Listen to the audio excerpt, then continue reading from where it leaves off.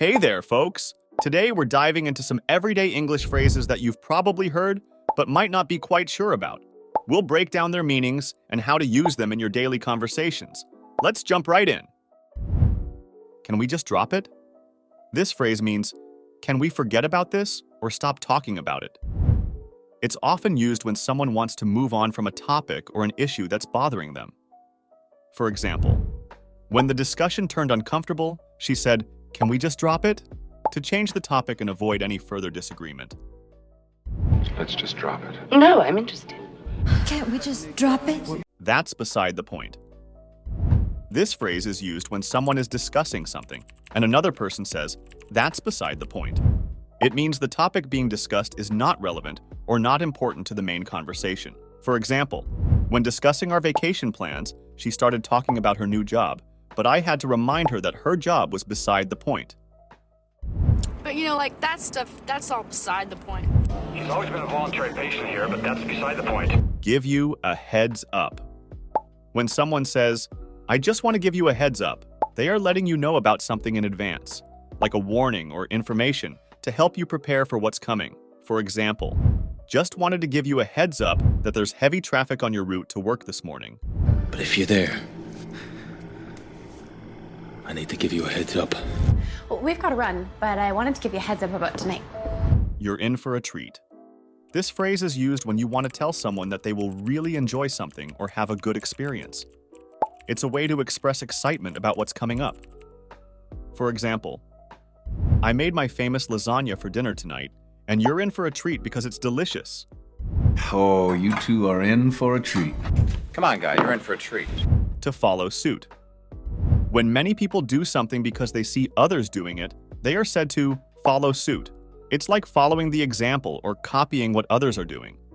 For example, after one company introduced remote work options, many others decided to follow suit and offer the same flexibility to their employees. Now, do I think that other people will follow suit? Absolutely. Hopefully, the rest of the university will soon follow suit. Down the line. When someone says, "Hopefully, it won't be a problem down the line," it means they hope that in the future, there won't be any issues or difficulties related to a certain situation.